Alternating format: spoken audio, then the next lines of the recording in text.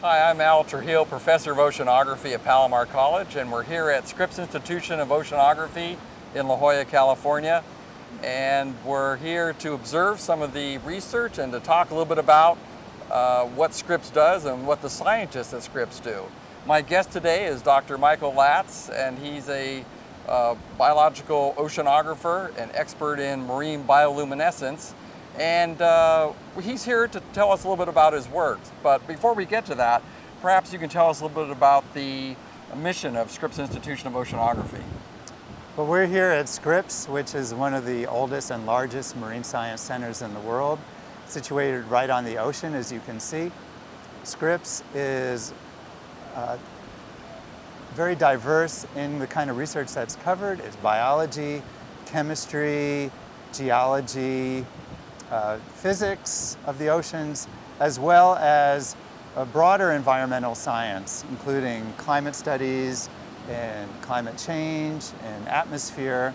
And so there's a very wide diversity of research that goes on at Scripps. Great.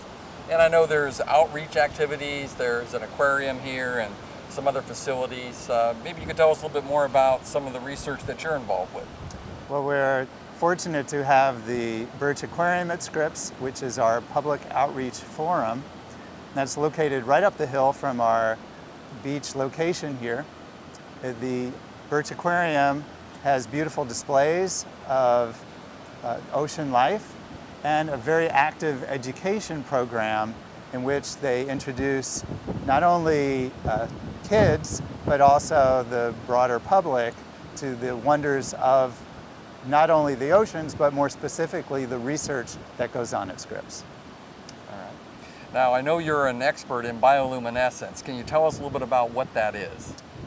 Bioluminescence is the expression of light by living organisms. It's something that you typically would see at night. If you come down to the beach on a dark night, you might see some sparkling in the waves.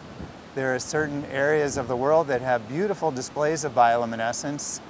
For example, the bays in Puerto Rico, there are so-called bioluminescent bays, where the organisms that produce the light, and these are just very small, single-celled, microscopic organisms, they're so abundant that they produce beautiful displays of light. So you'd see this in the waves breaking, if a boat is going through, leaving a wake, or a fish swimming through the water, or yourself swimming in the waters. It's really spectacular. I know it's just not surface organisms that do bioluminescence, it's also deeper water organisms as well, correct? Yeah, most of the volume of the oceans is in the deep sea.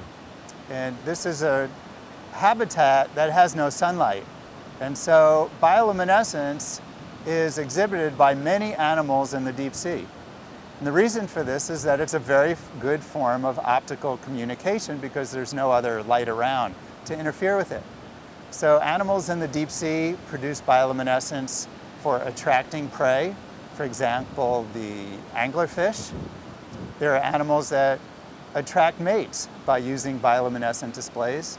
And there are many animals that try to defend themselves against predators by using bioluminescent displays. Flashes of light, or even slime, glowing slime, or even to camouflage themselves from their predators. Great. I know one of the other things that you study is what are called red tides, and maybe you could tell us a little bit about that as well.